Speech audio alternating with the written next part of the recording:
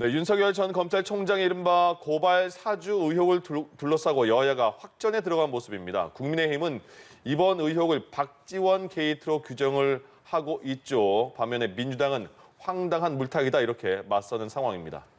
네, 한편 민주당 대선 경선 레이스 1차 슈퍼위크에서 이재명 후보가 과반 득표에 성공하며 본선 직행에 한 발 더 다가섰는데요.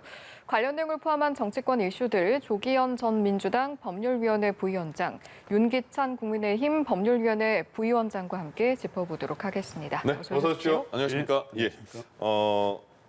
먼저 공수처의 압수수색부터 확인해 보겠습니다. 김웅 의원실만 빼고 자택 사무실 압수수색했고요. 손준성 검사 자택 사무실 압수수색했잖아요.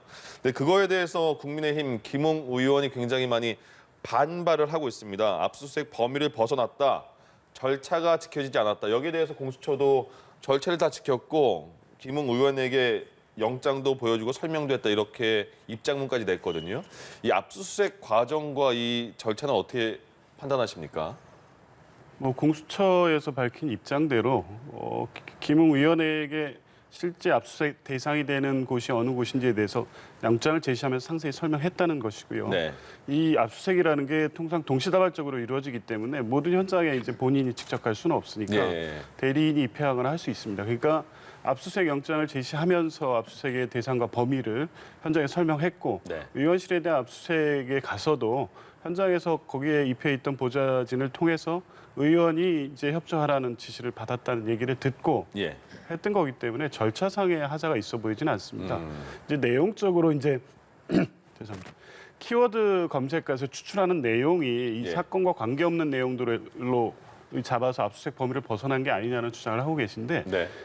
계속 설명하는 대로 이 사건의 핵심은 이 고발 사주 의혹, 소위 검찰발 고발 사주 의혹해서 그 고발장이 작성돼서 나와서 유통이 돼서 실제 마지막으로 고발장이 검찰에 제출되기까지 과정이 이 사건의 핵심 아니겠습니까? 예. 고발장이 작성되고 전달되는 과정에 대한 내용이기 때문에 고발장에 포함된 내용이 키워드가 될 수밖에 없습니다. 그러면 지금 김웅 의원 측에서 문제제기하고 있는 내용들은 고발장에 다 적시돼 있거나 네. 고발장에 첨부된 증거와 관련된 내용들이기 때문에 그 내용을 키워드로 해서 정보를 추출하고 이 부분을 압수 대상으로 삼는 것에는 아무런 문제가 없다고 봅니다. 예. 김웅 의원과 국민의힘의 그런 압수수색에 대한 반발에 대해서 어제 공수처가 입장문을 좀 자세하게 내놓은 거잖아요. 거기에 대한 반박도 있는 겁니까? 있죠. 공수처의 그 입장문은 사실 이해하기 어렵고요. 네. 근데 기본적으로 이 사건이 있었던 때는 2020년 작년도 4월 3일, 8일이에요. 예. 근데 국회의원 선거는 4월 15일 날 있었고 네. 임기 시작은 5월 20일인가 5월 30일자로 시작이 됐어요. 예. 그럼 국회의원회관하고는 전혀 상관이 없는 사실관계입니다. 자택 수색하는 거는 있을 수 있는 일이지만 사실은 국회의원회관에 영장을 신청하는 것 자체가 좀 이례적인 것이고 예. 그래서 법원에서 발부할 때도 아마 이렇게 철저하게 한계를 적어놨어요. 예를 들면 손준성과 김웅이 사용했거나 또는 사용 관리 중인 PC에서 범죄 혐의와 관련 있는 정보 이렇게 돼 있단 말이에요. 예, 예. 자, 이렇게만 압수수색 영장이 나온 거예요. 근데 이제 수사관과 그 검사께서 나오셔서 캐비넷도 뒤지고 만료도 뒤진 거죠. 서류도 수색을 하고 이 부분은 분명히 문제가 있는 것이고요. 그다음에 본체에 대해서 압수수색 영장이 나온 게 아니거든요. 저장 매체 자체를 가져갈 수 있는 영장이 나온 게 아니에요. 저장 매체 내에 있는 정보 중에서 범죄 혐의와 관련 있는 정보만 추출해서 가져가라는 겁니다. 네. 그 추출하기 위한 것이 키워드 검색입니다. 따라서 키워드 검색할 때는 상의해야 돼요. 나 이거 키워드 검색하겠습니다. 왜냐하면 상의 없이 다 하면은 저장 매체 자체를 가져간 거와 다름없기 때문에 상의 절차를 진행하지 않았다는 건 분명히 공수처도 아마 그건 부인하지 못할 거예요. 자, 상의한 이후에도 그 해당 범죄 혐의에 관련된 키워드를 넣어야 되는데 그렇지 않은 게 있다는 거죠. 오수는 권오수 씨를 얘기했다고 치지만 네. 도이치라고 쓰면 간단한 것을 굳이 오수라고 친 이유도 잘 모르겠고 도이치부터서 사자 회장 얘기를 하는 거 아니겠습니까? 재수는 외쳤고 미에는 외쳤고 이런 거에 대한 해명이 석연치 않다. 그다음에 입회할 때에 입회 기회를 안 준 부분도 해당 의원은 사실 자택에 있기 때문에 현장에 없었어요. 그럼 현장에 올 때까지 기다려달라는 말을 사실은 들어주지 않았다는 것이거든요.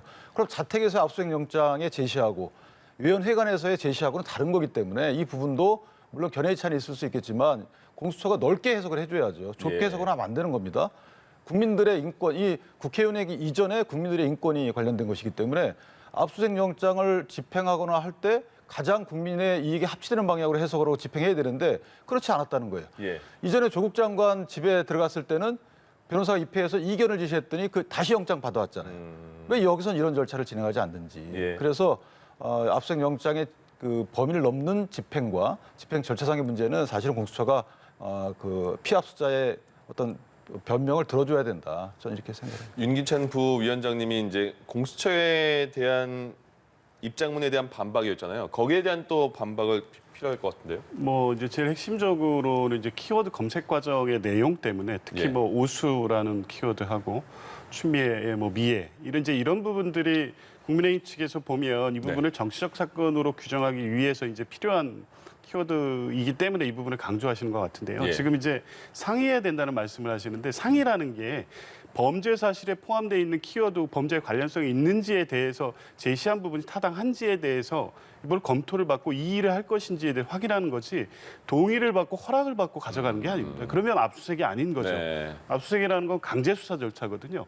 확보하고 있는 증거를 확보하기 위해서 관련돼 소지하고 있는 물품이나 물건, 정보에 대해서 강제적으로 압수하는 건데 지금 이 상의해야 된다는 취지를 마치 모든 이 정보나 증거를 피압수자 내지 혐의자, 물론 여기에서 김웅 의원은 참고인 신분이긴 했습니다만 네. 이분의 동의를 받고 가져간다면 이건 압수수색이 아닌 거죠. 이제 그런 측면에서 보자면 예. 이제 그 과정에서 적정하게 이의를 제기하고 지금 말씀하신 대로 그 이의가 타당하다면 꼭 필요한 수사였다면 압수수색 영장을 다시 발부받든지 하는 방식을 통해서 절차를 보완하면 됩니다. 그런데 문제 있다는 사실을 주장만 하면서 수색 자체를 거부한 것은 공무집행에 대한 이 방해 행위다 이렇게 예. 봅니다. 알겠습니다. 하나만 제가 네. 또 예. 이게 법률적인 문제라 좀 오래 안 갈게요. 예, 예. 사실은 이 저장 매체에 있는 정보를 캐비넷에 있는 서류라고 보면 돼요. 그 서류가 해당 범죄 정보와 관련인지 여부는 뭐 피압 수사가 이의 제기할 수 있는 거예요. 네. 근데 이분들이 키워드 검색할 때 전혀 알리지 않고 했거든요. 알리지 않고 해가지고 정보를 생성해서 그것을 반출하려다 걸린 거예요. 따라서 절차상 분명히 문제가 있는 것이고 또 하나는 보좌관 PC를 사실 거기에도 그 키워드를 넣어서 하려고 했는데 보좌관 PC가 과연 압수 영장에 기재된 범위에 포함되는지 여부는 아주 다툼의 여지가 있어요. 예. 관리 중인 PC거든요. 김웅 의원이 관리 중인 PC인데 보좌관이 내 PC가 관리 중인 PC는 아니라고 보여지고 그렇게 따지면 보좌관의 PC는 국회 재산이에요. 이것은 사무총장이 관리하는 것이지 김웅이 관리하는 건 아니거든요. 예. 따라서 이걸 명확히 영장을 다시 받아와야지 이의 제기하면 그걸 물리력으로 다시 또 압수를 계속 진행하려고 행사하는 것은 저는 그것은 인권을 최후 보루로 생각하는 인권 보호의 최후 보루인 공수처가 할 일은 아니다. 따라서 피압 수사가 이렇게 이의 제기하면 그걸 받아들여서 다시 영장을 받아오면 될 거 아니겠습니까? 예. 근데 그 안 하고 9시간 대체한다? 이거 공무집행 방해가 아니고 위법한 압수수색에 대한 정당한 방어권 행사예요. 이렇게 생각하시면 될 것 같습니다. 말씀하신 시간만큼 하시죠. 예, 딱 한 가지만 지금 이제 말씀하시는 내용 중에 이제 그 정보를 추출하기 키워드를 넣을 때 작업 관련해서 지금 말씀하시는 아예 그 자체가 영장 범위가 아니라고 주장을 하면 정보 자체에 접근할 수 없다는 말씀하고 똑같은데요. 네. 이 압수수색 절차에서 어떻게 이루어지냐면 범죄 혐의가 있다는 내용의 키워드를 가지고 정보를 추출한 다음에 예. 이 추출된 정보가 압수수색 대상인지에 대한 이의를 받는 겁니다. 그러니까 아예 접근 자체를 차단하는 건 이 범위가 아닌 거죠. 예. 근데 지금 김웅 의원실 압수수색 과정에서는 이 키워드는 무슨 관련성이 있냐고 하면서 실제 정보 자체 접근 단계에서부터 차단을 했습니다. 그러면 실제 압수수색 자체 행위를 방해한 것이죠. 여기서부터.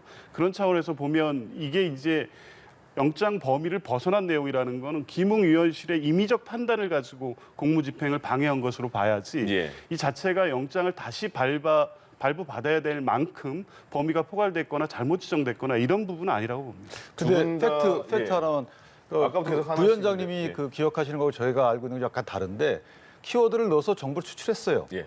해서 정보 생성을 해서 복제해서 갖고 나가려다가 안 된 거라고 저는 알고 있고 부위원장님은 키워드 자체를 못 넣었다고 말씀하시는데 키워드를 못 쳤으면은 해당 키워드 쳐가지고 나온 그 전산 자료를 전주의 의원이 제시를 못했겠죠. 그래서 그 부분은 좀 약간 제가 아는 거하고 다릅니다. 근데 같은 사안인데 두 분 다 변호사분이시잖아요.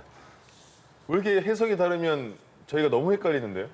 네, 그러니까 이제 뭐 사실 확인해서 제가 좀 못한 부분이 있죠. 아마 예. 저는 뭐 이제 보좌관 PC 부분에 대한 기억 때문에 일부 착오는 있을 수 있습니다만 네네. 이제 국민의힘 측 주장 내용 중에는 이제 그런 부분들이 포함돼 있었기 때문에 한 주장이고요. 일부 뭐 착오가 있었던 부분은 정정하겠습니다. 알겠습니다. 네.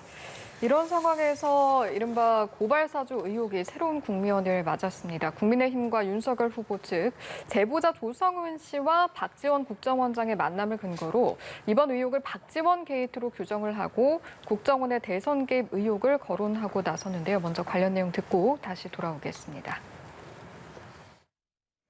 제보자 조성은 씨는 박지원 원장의 사실상의 정치적 수양딸과 다름이 없습니다. 그런 두 사람이 이 시점에 만나 무엇을 논의했는지는 삼척동자도 알 수 있을 겁니다. 박지원 게이트입니다. 망령 같은 국정원의 대선 개입이 되살아나고 있는 것입니다. 네, 이 같은 의혹 제기에 대해서 일단 민주당의 입장은 황당한 물타기다. 사건의 본질을 흐리려 하는 것이 아니냐 이런 입장인 걸로 알고 있는데 좀 어떻게 바라보고 계십니까? 네, 지금 이제 장재원 의원 말씀대로 이 부분에 대한 지금 국민의힘 비판 시점의 내용이 구체적인 내용이 하나도 없습니다. 그러니까 이 사건의 본질은 검찰발 고발 사주. 그러니까 검찰에서 거기서 직접 뭐 이 검사가 작성을 했든 아니면 다른 목록을 통해서 유통이 됐든 검찰에서 고발장이 나오고 그 고발장이 당을 통해서 검찰에 다시 접수됐다는 게 사건의 핵심입니다. 네. 이 부분에 대한 사건의 본질과 실체는 바뀐 내용이 없습니다. 근데 지금 이제 그 사이에 우연히 국정원장과 제보자가 만났던 사정 하나만으로 지금 이 부분이 이제 대선 개입이라든가 정치 공작이라는 주장을 하고 계시는 건데요. 그 내용을 보면 뭐 정치적 수양딸, 밥값을 누가 냈느냐 이런 내용들 뿐이에요. 이 내용이 어떻게 정치 공작으로 바로 연결되는지 이해할 수가 없고요. 이게 보면 이게 워낙 본질적인 이 사안 자체, 고발 사주의 문제 자체가 워낙 중차대한 사안이다 보니까 결국에 이걸 덮을 수 있는 것 구체적 사실 대 사실로 이걸 반박하기가 어려운 상황이 되니까 결국에 이제 쓸 수 있는 게 이제 정치 공작인데 마침 제보자가 그 국정원장을 만났던 내용을 페이스북에 공개했던 이게 이제 단서가 돼서 하시는 건데 적어도 이걸 정치 공작이라고 하려면 손중성 보냄이라는 정도의 어떤 메시지에 움직일 수 없는 증거 하나라도 제시를 하면서 얘기를 한다면 필요하면 수사도 할 것이고 거기에 대해서 국정원장이 정치적 책임을 져야 된다면 지겠죠. 그런데 국정원장이라는 직에 있는 분이 제보자를 그 시기에 우연히 만났다는 사정 이것만으로 정치 공작 주장은 논리의 비약이고 결국에 이 사건 자체를 덮거나 물타기한 것이다. 이렇게밖에 볼 수 없는 겁니다. 국민의힘 입장은 조금 다른 것 같은데 어떻습니까?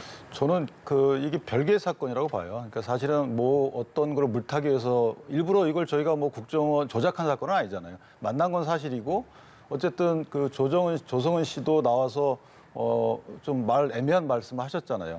뭐 우리 원장님과 제가 원했던 날짜는 아니다. 누가 보더라도 상당한 뉘앙스가 있는 말이잖아요. 그러니까 이런 식의 단서들이 나왔던 거고 그래서 저희가 얘기하는 건 박지원 국정원장께 그 당시 식사값을 누가 지불했는지 어떤 비용으로 지불했는지를 말씀을 주셔라. 일리 있는 것이죠. 그날이 8월 12일이 수요일입니다. 수요일 날은 물론 저 올린 날 시간이 11시 55분이던데 점심시간을 같이 하러 갔어요. 그러면 사적인 자리였으면 사비용으로 지급을 했겠죠. 근데 만약에 공적인 돈으로 지불했다면 공무로 봐야 될 것 같습니다. 그러면 식사비를 누가 지급했는지도 중요한 것이고 그쯤에 몇 번 만났는지도 중요한 거예요. 7월 21일 날 어쨌든 제보가 있고 그다음 8월 11일 날 두 분이 만나고 9월 2일 날 보도가 이루어져요. 근데 이 보도 내용 자체의 컨텐츠는 언제 있었던 거냐면 1년 전에 있었던 겁니다. 1년 전에 있었던 거를 전화기를 바꿨는데도 불구하고 다른 전화기를 그대로 보관하고 있다가 결국 제보까지 이루어지고 이게 보도까지 이루어집니다. 그 시즌이 야권의 대선 경선 중이에요. 누가 보더라도 이것은 국정원장이 만난 그 만남 자체가 정치적 의미가 큰 겁니다. 그리고 8월 27일 날 박지원 국정원장이 그런 취지의 말씀하십니다. 앞으로 정치는 안 만나겠다. 누가 물어봤습니까? 누가 당부했습니까? 스스로 그런 말씀하시고 다짐대회도 열어요. 정치에 관여하지 않겠다. 이런 모든 일련의 과정들이 국민이 볼 때 특히 야권이 볼 때는 당연히 그런 의심을 제기하죠. 그럴 만한 것이고 여기에 대해 성실히 답변을 해 주실 의무가 있는 것이고 그런 관점으로 따진다면 윤석열 총장하고 손모 검사하고 만났거나 뭐 어떤 특정한 내용 갖고 서로 협의한 그런 것들이 밝혀졌습니까? 그렇지 않았는데도 불구하고 윤석열의 뭐 고발 사주 의혹 이런 타이틀로 자꾸만 말씀들이 나오잖아요. 두 개를 비교해 볼 때 물론 진영이 달라서 그런지 몰라도 팩트를 보는 또는 뭘 추리하는 이런 관점이 전혀 달라요. 따라서 이걸 별개로 보자는 거죠. 별개로 봐서 수사를 통해서 나오면 나오는 대로 책임을 지는 것이고 이 부분도 마찬가지예요. 굳이 수사를 막을 이유가 없잖아요. 고발이 됐으니 고발을 한다고 하니 거기에 따른 수사를 하고 충실하게 변명을 하면 되는 겁니다. 따라서 이거를 마치 야권의 의혹 제기가 공작 인장 또 이것도 몰아가지 마시고 똑같은 수준의 관점으로 보고 예. 팩트 체크를 하는 게 낫다. 저는 이렇게 생각합니다. 아까 앞서서 윤기찬 부위원장님이 언급한 조성은 씨가 좀 애매하게 말한 부분이 있다. 이게 어제 SBS 인터뷰에서 나온 거거든요. 그 소리 한번 들어보고 다시 얘기 나누죠. 날짜와 어떤 기간 때문에 저에게 자꾸 이제 뭐 어떤 프레임 씌우기 아니면 공격을 하시는데 사실 이 9월 2일이라는 날짜는 뭐 우리 원장님이나 저가 원했던 거나 저가 배려받아서 상의했던 날짜가 아니거든요. 그냥 이진동 기자가 뭐 치자 뭐 이런 식으로 이제 결정을 했던 날짜고 그래서 제가 사고라고 표현했고 그러니까 박지원 원장에게 이 건과 관련해서는 어떤 얘기도 하지 않았다라고 다시 확인하셨습니다. 왜냐 예, 저기 한 그 30분 동안 인터뷰를 쭉 한 거였잖아요. 근데 그 전후 부분에서는 박지원 원장의 얘기가 나왔었고 그래서 앵커가 물어봤는데 저렇게 말을 하니까 저기에 대한 추가 질문은 없어서 그냥 어쨌든 그 박지원 원장과 상의한 건 전혀 없다 이렇게 흘러갔지만 저 딱 한 부분 때문에 지금 논란이 되고 있는 겁니다. 우리 원장님과 제가 원했거나 배려받아서 상의한 날짜가 그 보도 날짜는 아니었다. 여기에 대한 공세도 굉장히 심하게 나오던데 어떻게 이 부분에 대해서는 생각하세요? 저거를 딱 활자에서 놓고 보면 네. 마치 뭔가 있었던 것처럼 해석될 여지가 없는 것은 아닙니다. 예. 근데 이제 내용을 보면 이게 8월 11일이라는 그 원장과의 그 만남 일자하고 9월 2일이라는 보도 일자를 설명하는 과정에서 얘기가 섞여서 네네. 실수를 한 것이지 예. 이게 어떤 날짜에 대한 협의를 하고 했다는 어떤 그 내용을 말하는 부분은 아니라는 게 보여지거든요. 예. 그거는 앞뒤의 다른 내용을 통해서 박지원 원장과 이런 부분에 대한 협의는 하지 않는다. 그 이유에 대해서 설명했거든요. 박지원 원장이 과거에 야당 법사위원 하면서 윤석열 총장과도 관련이 있고 뭐 박범계 장관이라든가 뭐 또 특검, 박영수 특검과도 다 이렇게 아시는 분이기 때문에 윤석열 총장이 관련돼 있는 이 내용에 대해서 협의할 사안이 아니라고 생각했기 때문에 네. 이런 관련 협의가 없었다는 겁니다. 예. 그래서 이제 이런 맥락을 보면 이 내용이 박지원 원장과 만나서 이 보도 날짜 또 언제 어떤 방식으로 할까 이런 협의를 했다는 내용은 아니라고 보여지고요. 네. 그리고 실제 그 대화 맥락을 알기 때문에 SBS 보도에서도 실제 뉴스 보도에서는 이 내용은 빠져 있었습니다. 그렇습니다. 근데 이게 이제 유튜브에 공개되면서 전문이 공개되니까 이 맥락이 이렇게 해석될 수도 있구나 해서 이제 이 부분이 이제 커진 것뿐이지 예. 실제 이 대화를 나눴던 당시에도 이게 박지원 원장과 어떤 날짜에 대한 협의를 한 것처럼 해석된 것은 아니었던 것으로 보입니다. 이건 어떻게 생각하세요? 그러면 윤기찬 부위원장님께는 지금 오늘 아침에도 조성은 씨가 언론에 나와서 이 부분에 대해서는 전혀 확실하게 아니다라고 강하게 해명을 했거든요. 근데 어제 나왔던 저 부분 우리 원장님과 그 얘기는 어제 당시에 조성은 씨의 그냥 실수였다고 보시나요? 아니면 뭐 사실에 기인한 게 살짝 나왔다고 보시는 거예요? 그 뭐 국민들이 보고 판단하시겠죠. 근데 저는 개인적으로 이 중차대한 시기에 상당히 생각을 많이 하고 나와서 얘기를 할 겁니다. 네. 저 녹화 방송이었다고 합니다. 예. 어쨌든 상당히 정리하고 정제된 말을 할 그런 계획을 갖고 나왔을 거예요. 무의식적이 아니라면 저런 말을 할 수가 없다고 저는 생각을 하고요. 그 다음에 저 말에 대한 의미를 본인이 해석을 하는 거 아니에요? 네. 본인이 다시 또 판단의 여지를 주고 저 말에 대해서는 국민이 판단하고 국민이 해석을 합니다. 네, 그렇게 생각합니다. 알겠습니다. 관련해서 국민의힘 측에서 이제 박지원 원장에 대해서 법적 조치도 예고한 걸로 아는데 맞습니까? 국내 심의한 게 아니고 제가 알기로는 윤석열 캠프의 뭐 진상 어쩌고 특위에서 예. 아마 고발하는 걸로 언론에 알려져 있습니다. 네. 그래서 국정원법 위반과 공직선거법 위반으로 박지원 국정원장과 조성은 씨를 공모 혐의겠죠. 그렇게 고발하는 걸로 오늘 고발장을 제출하는 걸로 그렇게 언론을 통해 알고 있습니다. 예. 어제 그 보니까 윤석열 최재형 후보도 만났더라고요. 이게 뭐 법조인 출신이라서 그런지 여기에 대한 공동으로 뭐 해결책을 뭐 생각하는 그런 자리였을까요? 아마 제 추측컨대는 당에서는 이제 경선 국면이기 때문에 네. 또 이 당 후보자 간의 이 정치 상황을 보는 시각이 달라요. 예. 각 후보자들별로. 그건 당연하겠죠. 네. 유불리가 또 있을 테니까. 예. 따라서 당이 나서서 이거를 개입해가지고 어떤 입장 표명하거나 행동하기 되게 어렵습니다. 예. 경선이 끝날 때까지는. 따라서 아마 윤석열 후보 측과 최재형 후보 측 그런 개별적인 후보들 간의 연대를 통해서 당의 대응에 버금가는 그런 효과 있는 대응을 위해서 공동전선을 취하지 않았나라는 생각이 들고 네. 이 압수영장 집행에 대해서 당이 나선 거하고 좀 다른 문제죠. 네. 그것은 현 국회의원 의원회관을 들어왔기 때문에 거기 당이 이제 당찬에서 나서야 되는 게 맞지만 어쨌든 일부 후보가 이견인 상태에서 당이 특정 후보가 연관된 그런 사태에 대해서 입장 표명하기 어렵다. 그래서 아마 그런 후보들 간의 연대를 통해서 하는 것으로 이해가 알겠습니다. 됩니다. 민주당 경선으로 가보겠습니다. 민주당 어제 1차 슈퍼위크 굉장히 관심이 많았던 상황이었어요. 근데 이재명 후보가 국민 선거인단 64만 명 중에 한 70한 7% 정도 투표한 거죠. 예, 그렇습니다. 거기서도 50% 이상을 차지를 했습니다. 당에서는 어떻게 이 결과를 받아들이십니까? 뭐 어느 정도 예상은 했습니다. 근데 네. 다만 이제 그 직전에 이낙연 후보께서 의원직 사퇴라는 이제 초강수를 예, 예. 두셔서 네. 이게 이제 어느 정도 반영될 것이냐 뭐 이런 부분에 대한 변수가 일차적으로 있었는데요. 예. 일단은 뭐 시점상으로도 그 의원직 사퇴가 이번 선거인단 투표에 직접 영향을 미칠 만한 어떤 시기는 아니었으니까 네네. 이제 그곳의 영향이라고 보기는 어렵고 일단은 51% 정도가 실제 지금까지 쭉 나온 여론조사의 결과가 어느 정도 선거인단도 당심과 같이 가고 있다 이런 게 좀 확인된 것이고요. 예.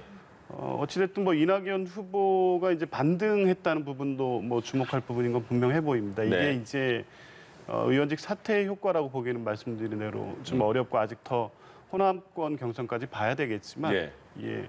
어쨌든 이낙연 후보도 이제 상승세의 모멘텀을 어떤 이번 선거인단 투표를 통해서 확인했기 때문에 네. 이후 이어지는 이제 호남 경선 2차 슈퍼위크까지 지금까지 좀 압도적 대세론이 형성돼가는 것과는 약간 다른 흐름이 형성된 게 아닌가 이렇게 보고 있습니다. 그 전까지는 이재명 후보 50한 4~5%, 이낙연 후보 27~8% 정도였잖아요. 근데 이번에 총 누적 결과 보니까 어제 슈퍼위크 지나고 이재명 후보 51% 정도고 이낙연 후보가 31% 정도예요. 퍼센트는 좀 올라왔고 표 차이는 11만 표 차이가 됐거든요. 그러면 이 분석을 이재명 후보가 선두를 거의 결선으로 행하는 대세를 굳힌 것이냐 아니면 이낙연 후보가 추세를 올려서 따라오고 있는 중이냐 어떻게 지금 분석해야 돼요? 저는 이재명 지사 대 나머지 후보들 간에 이렇게 구도를 봐야 된다고 생각합니다.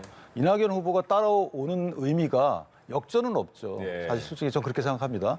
그러니까 퍼센테이지를 30%를 넘겼기 때문에 추미애 후보가 지금 10%, 11%까지 네, 따라온 11%, 거잖아요. 예. 그럼 합치면은 지금 뭐 41% 정도 됩니다. 네. 나머지 후보들이 10%만 넘기면 과반을 달성 못해요. 이재명 후보가. 예, 예. 그런데 추미애 후보가 그 강성 지지층의 지지를 기반으로 해서 11%를 넘겼기 때문에 네. 그 의외의 복병을 만난 거예요. 이재명 지사 입장에서는. 따라서 이낙연 지사가 31%를 넘기고 추미애 후보가 11%를 넘겼다는 것은 이제 결선은 거의 기정사실화 됐다. 저는 이렇게 생각을 합니다. 결선은 간다고 보시는 거예요? 왜냐하면 김두관 후보가 부울경에도 한 6만 명이 있어요. 네. 거기서는 김두관 후보가 어느 정도 지금 0.6% 정도지만 예, 예. 차후에는 저 1%를 넘긴다고 봅니다. 그러면 정세균 후보가 또 전북 남아 있죠. 네네. 그럼 정세균 후보도 약 한 6% 정도, 5에서 6% 정도를 넘긴다고 보면 그러면 결선 못 가는 거예요. 예, 예. 추미애 후보가 떨어지지 않는 한 추미애 후보는 근데 아 그러면 결선 간다는 그러니까 결선 투표로 간다는 결선 거죠? 투표로 예, 간다는 예, 거죠. 예. 그러니까 추미애 후보에 대한 지지층이 이재명에 대한 그 전략적 지지를 처리했다고 저는 보고요. 그 규모가 8%에서 10%라고 치면 네. 그러면 수치상으로 보면 수학적으로 보면 예. 이낙연 후보에 대한 지지가 철회되지 않는 한 사실은 결선으로 갈 수밖에 없는 구도가 되고 호남에서 한 20만 명이잖아요. 예. 그러니까 수도권에서 경기에서 16만 명이라고 쳐도 인천 2만 명, 그다음 서울 14만 명입니다. 근데 여기에는 호남 분들도 굉장히 많이 있어요. 따라서 이낙연 후보가 친문에 대한 지지 소구를 처리하고 사실상 호남에 대한 구애로 돌아섰단 말이에요. 네. 그러면 이낙연 후보에 대한 31%에서 내려오지 않고 다소 올라간다고 좀 봅니다. 35%까지 그 범위로 올라가면 사실은 그렇다면 결선 투표로 갈 수밖에 없다. 물론 결선 투표로 간다 해서 이낙연 후보의 승리를 장담하기는 어려워요. 물론 그래도 이재명 후보가 이길 가능성이 크지만 하여튼 정치적인 역동성이 보여줄 수 있는 가능성은 열어놨다. 예. 이렇게 생각합니다. 과반 여부에 따라서 이제 결선으로 갈지 말지가 결정이 될 텐데 그러면 아예 그 전에 단일화 여부가 좀 어느 정도 정리될 가능성은 어떻게 단일화는 없죠. 왜냐하면 추미애 후보가 사실상의 정세균 후보하고 비슷한 퍼센테이지를 거뒀다면 저는 단일화 여부가 있을 수 있는데 지금 10%를 넘겼거든요. 근데 10% 넘겼는데 본인에 대한 지지층이 강성 지지층입니다. 단일화를 저는 허락할 것 같지 않고 본인도 스스로 단일화는 어차피 결선 투표가 하면 돼요. 예. 따라서 결선 투표에서 본인이 어떤 입장을 취할지는 문제가 돼도 결선 투표 전에 단일화는 이제는 없다. 저는 그런 구도가 형성이 됐다라고 저는 생각을 합니다. 이번 주는 이제 그 경선이 좀 약간이 쉬고요. 추석 연휴 지난 다음에 다시 또 이제 호남으로 시작하는 거잖아요. 예. 그러면 어떤 민주당에서는 어떤 변수가 있을까요? 지금 그 결선 투표까지 간다는 예측에 대해서는 그거는 일단 흥행면에서는 나쁘지 않은 상황인 것 같고요. 예, 그렇죠. 일단 초반이 대세론이 이제 강하게 형성되면서 아예 이제 그 1차 선거인단 투표 64만이라는 게 굉장히 큰 비중이기 네네. 때문에 여기에서 이제 대세로 완전히 굳히는 게 아니냐라는 전망도 있었는데 네. 이제 그것과는 약간 다른 흐름이 형성돼 있고 이제 곧바로 추석 이후에 이어지는 게 호남 경선입니다. 예. 그러니까 1차 경선까지의 여론이 일단 추석이라는 어떤 계기를 통해서 한번 또 새로운 여론이 형성될 수 있는 계기가 있고요. 호남이 또 아무래도 이낙연 후보의 기반이기 때문에 네. 거기에서는 안정적 과반수 득표가 쉽지 않을 겁니다. 이재명 후보 측에서. 지금 어쨌든 호남에서도 앞서가는 여론조사가 나오긴 하고 있지만 뭐 50%를 득표한다 이걸 장담하기는 어렵거든요. 예. 근데 이제 한 가지 변수는 호남은 이제 여러 가지 상황이나 이런 걸 고려해서 이제 소위 될 사람을 밀려준 전략적 투표를 하는 경향이 있습니다. 그러니까 남은 기간 동안에 형성되는 여러 가지 여론을 보면서 이게 이제 경선 구도로 가는 것이 민주당 전체 이익이 되느냐. 예. 뭐 이런 경우에 호남에서는 어떤 선택을 하는 것이 당의 승리를 위해서 좋은가 이런 부분에 대한 고려들이 호남 또 유권자들한테 있을 겁니다. 그리고 이제 그게 또 2차 투표로 이어지기 때문에 아직까지 예상하기는 어렵지만 지금 형성된 것으로는 지금 말씀하신 대로 결선 투표의 가능성이 초반의 어떤 예상보다는 좀 더 생긴 건 분명해 보인다. 네. 근데 이제 구도의 변화, 다른 후보가 사퇴하거나 연합하는 상황 발생하지 않을 것 같고 결국에 이제 이낙연 후보가 얼마만큼 따라잡느냐. 예. 추미애 후보가 결선 투표를 저지할 정도의 득표를 하느냐. 뭐 정세균 후보가 지지 기반인 호남에서 어느 정도 투표하느냐. 여러 가지 이제 변수들이 이제 이때 나타날 것으로 보는데요. 예. 호남 경선까지 보면 이게 이제 결선으로 갈지 아닐지가 어느 정도 보일 것 같습니다. 예. 알겠습니다. 결국에 마지막에는 추미애 후보도 변수가 될 수 있다는 걸까요, 그럼? 강한 변수가 됐죠. 강한 변수인가요? 추미애 후보하고 저는 홍준표 국민의힘 경선 후보도 변수라고 생각합니다. 왜냐하면 이게 전략적 투표하시는 분들은 이재명 후보에 대해서 심정적으로 지지를 않더라도 네. 대선 승리를 해서 투표를 하는 거거든요. 그런데 홍준표 후보가 양강 체제를 이루면서 이제 여론조사를 해봅니다. 예. 그 양자 여론조사를 해볼 때 만약에 이낙연 지사가 홍준표 후보를 이긴다. 이런 그 여론조사 결과들이 좀 나오게 되면 엎치락뒤치락하는 게 나오게 되면 전략적 선택을 한 분들이 전략적 선택을 처리하는 경우도 있을 수 있어요. 네. 그러니까 추미애 후보와 홍준표 후보의 두 가지 중요한 변수가 저는 결선 투표 여부를 결정지을 것이다 이렇게 생각합니다. 알겠습니다. 네, 오늘 말씀 여기까지 듣도록 하겠습니다. 지금까지 조기현 전 민주당 법률리 부위원장, 윤기찬 국민의힘 법률리 부위원장과 함께했습니다. 고맙습니다. 고맙습니다.